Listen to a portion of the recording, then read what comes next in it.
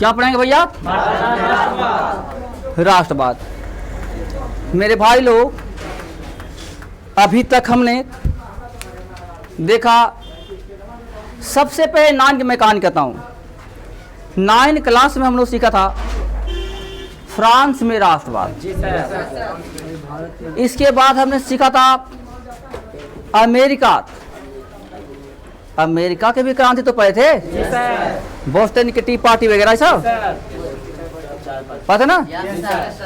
आप गौर करिए, हर एक देश में राष्ट्रवाद की भावना उत्पन्न हुआ, लोगों में जोश और जुनून जगा कि यदि राष्ट्रवाद न होगा तो हमारा देश कब तक दूसरे के हाथों में है ना, कब तक दूसरे के हाथों में रहेगा, हम कब तक उसके अधीन में रहेंगे। यही वजह थी कि हर देश में राष्ट्रवाद की भावना पनपा। उस समय हमारा देश में एकदम छोटा छोटा बहुत से राज थे, बहुत से राज, यहाँ राजतंत्र थी। 565 देसी राज थे यहाँ, समझ गए।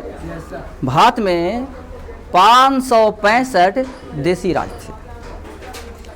और ये देसी राज, आप गौर करिएगा, हर जगह का अलग अलग राजा होता था। जैसे हम जिस जगह से बिलोंग कर रहे हैं, हम लोग सब, उसका नाम है मगध। क्या नाम है? मगध। तो हमारे मगध का भी राजा थे, समझ रहे ना। तो हर जगह का भी राजा, अशोक यहीं के राज थे। लेकिन ये तो बहुत पहले की हो गई कहानी, ये कहानी जो हो गए बहुत पहले की, समझ गए। लेकिन हम लोग इधर आ रहे हैं आज़ादी के समय। तो देखिए, कहा जा रहा है कि जब 19वीं शताब्दी आया तो 19वीं शताब्दी में हम भारतीयों में भी ऐसा जोश जगा कि कब तक ये अंग्रेज के अधीन रहेंगे और कब तक इसका हम हुकारी भरेंगे। तो राष्ट्रवाद की भावना हम लोगों ही जगा। आप गौर करेंगे कि राष्ट्रवाद क्या है भाई। राष्ट्रवाद जो नया शब्द आ रहा है, राष्ट्रवाद है क्या? अब यहाँ देखना है राष्ट्रवाद।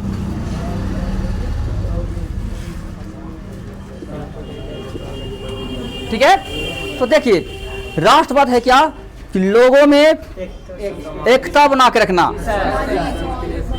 सामाजिक बना के रखना, लोगों में सांस्कृतिक भावना को बना के रखना, राष्ट्रीय स्तर पर ऐसा चेतना को जगा देना कि देश के प्रति एकदम वफादार बन जाए, देश के प्रति अपना, यही राष्ट्रवाद है। यही चीज हम लोग में पहले नहीं थी, यही चीज हम लोग में पहले नहीं थी। लेकिन जब ये लोगों में जानकारी लगा कि राष्ट्रवाद बहुत पहले से होते आ रहा है, फ्रांस, अमेरिका, वियतनाम, हिंद, चीन से पहले ना कहानी है, ये सब राष्ट्रीय भावना का ही न देन है, राष्ट्रवाद का ही न देन है कि आज इटली का एकीकरण हुआ, जर्मनी का एकीकरण हुआ, समझ गए ना। ये भावना हम लोगों में भी आया। यहाँ पर ही समझ में आप लोग को। तो क्या आप बोर्ड में आप लिख दीजिएगा? नहीं लिख पाइएगा तो सुनिए कैसे लिखिएगा। इसको बोर्ड के हिसाब से हमने आपको समझाया है। आप अगर ज़्यादा बुद्धिमान है तो दिमाग में अगर ठोक लिए कि हाँ ऐसा होता है, तो यही शब्द में अगर तोड़ मड़ोड़ को वहाँ लिख के चल आइएगा ना, तो आंसर कुछ छाटेगा नहीं। ठीक है, बहुत अच्छा है। लेकिन अब बोर्ड में चाहते हैं कि हम इतना ना लिख करके कुछ अलग ढंग से लिखें, क्यों किताब तो भाई अलग ढंग से लिखेगा। तो देखिए, किताब में आप राष्ट्रवाद के अगर क्वेश्चन आता है कि राष्ट्रवाद को परिभाषित करें, तो आप यही लिखिए कि राष्ट्रवाद एक ऐसी भावना है जो लोगों को एकता, ठीक है, सांस्कृतिक, राजनीतिक, सामाजिक के भावना को बनाकर उसे हम राष्ट्रवाद कहते हैं, है ना। जानते हैं भैया, भारत जो था बहुत सा धर्मों का, समझ गए, बहुत सा भाषा का, समझ गए, बहुत सा जातियों का, बहुत सा विभिन्नता का यहाँ देश कहा जाता है, लेकिन इतना भिन्नता होते हुए भारत में एकता है। और इस एकता को कौन तोड़ दिया था? अंग्रेज। इस एकता को किसने तोड़ा? अंग्रेज। और हिंदू और मुसलमान यही बात कर कर के हम लोग लाते रह गया और हमारा देश का शोषण करते रहा। यहाँ का सोना चांदी बहुमूल्य धातु में लूट करके अपना देश चला गया। तो राष्ट्रवाद का परिभाषा लिख लिए? लिखवा दें? हैं? चले? चलिए, अब कहा जा रहा है, देखिए कांग्रेस,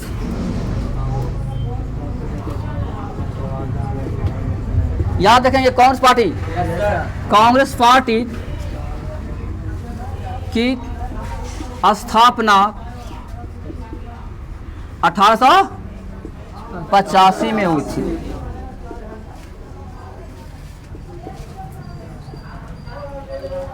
कांग्रेस जो पार्टी है, राजनीतिक पार्टी की मैं बात कर रहा हूँ, सबसे पुराना पार्टी, सबसे पुराना पार्टी, कांग्रेस पार्टी सबसे पुराना पार्टी है, समझ गए?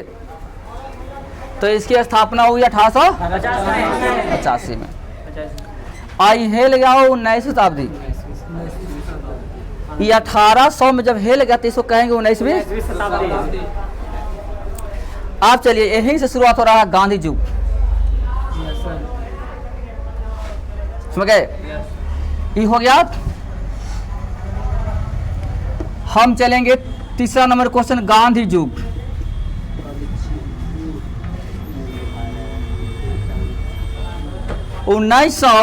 उन्नीस से लेकर के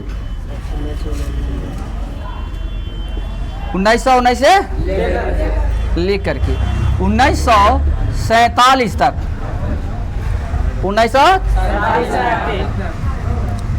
तक के काल को गांधी युग कहते हैं। आई बात समझ में? 1919 से लेकर के 1947 तक जो काल है उसको क्या कहेंगे? गांधी युग कहेंगे। बुल्लू वाला मार्क क्या हुआ, समझ गए ना? आज गांधी जी को देश की आज़ादी में महत्वपूर्ण भूमिका रहा है मेरे भाई। गांधी जी न होते तो हमारा देश का आज़ादी मिलने में इतनी कठिनाई थी कि हम लोग कह भी नहीं सकते हैं, कल्पना भी नहीं कर सकते इनके बिना। ऐसे महान नेता थे जिन्होंने पूरे देश में राष्ट्रवाद की भावना को पनपा दिया। पूरे देश में हर जात, हर धर्म के लोगों में, और उसमें भी का अंग्रेज के साथ में हिंसा का, समझ ना, हिंसा का तनिक सा भी सकारात्मक प्रयोग नहीं किया। बस अहिंसा और सत्य, सत्य और अहिंसा पर इनका जितना भी था ना भाई आंदोलन, दो ही चीज पर आधारित था, सत्य और अहिंसा। सत्य बात बोलना, कभी डंडा, गोली, बंदूक, अस्त्र का प्रयोग नहीं करना। लेकिन हमारे देश में भी कुछ गरम दल के नेता थे, उन्होंने जानते क्या करते थे? गांधी जी की नीतियों पर विश्वास भाई कम करा था। करे भाई ये तो बूढ़ा बाबा क्या करेंगे, समझ गए? इनके बातों पर चलेंगे तो हमारा देश का आज़ादी नहीं मिल पाएगा। लेकिन फिर उन लोगों को भी गांधी जी के शरण में आना पड़ा, समझ गए ना? तो गांधी जो समझ में आ रहा होगा 1919 से लेकर के 1900, यहाँ पर कोई दिक्कत? अपने पूरा जीवन काल में गांधी जी ने 3 आंदोलन किया है। पूरा के पूरा जीवन काल में गांधी जी ने 3 आंदोलन किया। जो पहला आंदोलन है, गौर करेंगे, उसका नाम है असहयोग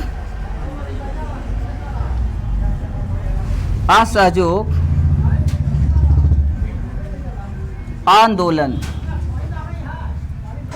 क्या मेरे भाई?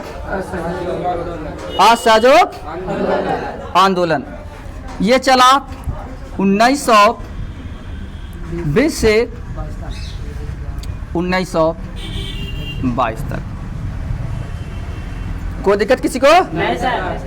किसी बच्चा को भी? नहीं सर। थोड़ा बहुत? नहीं सर। गांधी जी ने पहला जो आंदोलन चलाया उसका नाम क्या है भैया? असहयोग आंदोलन। असहयोग आंदोलन। जरा सुने वो, आइए बात जरा गौर करिएगा। सहयोग असहयोग सबको सीखने का प्रयास करेंगे। यदि हम आ को हटा लें तो हो जाएगा सहयोग, और सहयोग का मतलब होता है मदद करना। गांधी जी के दिमाग में था ही बात कि अंग्रेज ने हमारा यहाँ आया था व्यापार करने के लिए, और इतना दिन तक टिक गया, वो हम लोग का ही दिन है। हमने उसको मदद किया है, सहयोग किए तब ना टिका सर यहाँ पे। हमने उसको हुकूमत दिया, आइए बैठिए, पानी पिलाया, खाना पिलाया, खिलाया, मदद किया हर काम के लिए, तब तो ये नहीं भागा। इनको माइंड में आया ये बात कि आज के बाद अगर हम समूचे देशवासी इसको काम को हम सहयोग न करें, यानी असहयोग, सहयोग के जगह पर क्या लगा दिया? यानी असहयोग।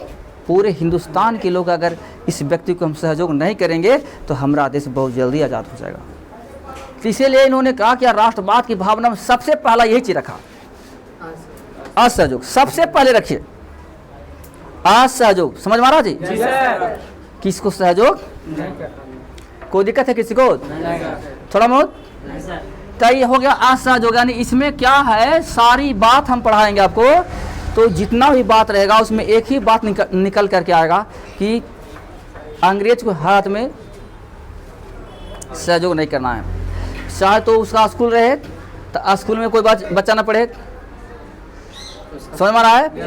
चाहे तो हम लोग खेती बाड़ी करने के लिए कहे तो हम हिंदुस्तानियों का उससे सहयोग न रहे, कोई दिक्कत कि नहीं?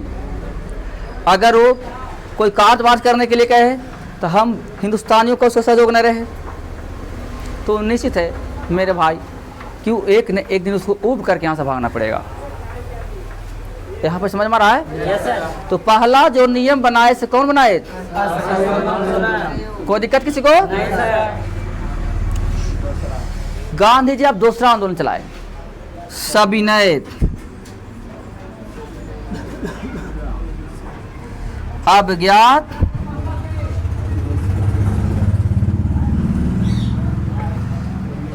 इसके भी समय था भैया।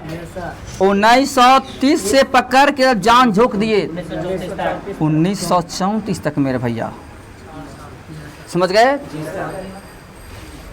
1930 से लेकर के 1934 तक ला पूरा ताकत झोंक दी,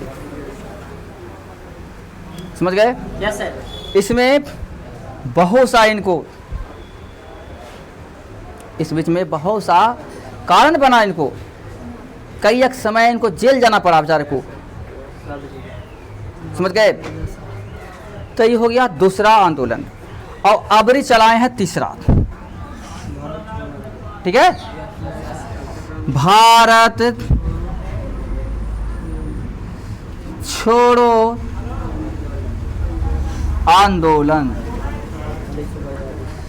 ठीक है भैया? भारत छोड़ो आंदोलन। तो गांधी जी ने पूरे अपने जीवन काल में 3 आंदोलन चलाए, पूरा जुझारू ढंग से, और इस 3 आंदोलन में तो सफाई कर दिए। किसको? इसका समय था 1942। यहाँ पर कोई दिक्कत किसी को? थोड़ा बहुत बोलो मेरे भाई, किसी को भी? तो गांधी जी ने कुल मिला कितने आंदोलन चलाया? 3 आंदोलन। पहला जो आंदोलन है असहयोग 1920 से, दूसरा जो आंदोलन है सविनय अवज्ञा आंदोलन 30 से, तीसरा जो आंदोलन है 1900 आईसी आंदोलन में इतना ताकत झोंक दिए थे कि करो या मरो, करो या मरो, यही नारा दिए थे कि करो या मरो। मगर पूरा हिंदुस्तानियों के दम खड़ा कर दिए जोश कि करो या मरो, कुछ करके दिखलाओ, मरने की चिंता मत करो। एकदम फाइनल है रिजल्ट। तो यहाँ पर ही फाइनल हो रहा है, यहाँ पर ही कोई दिक्कत किसी को नहीं सर। थोड़ा बहुत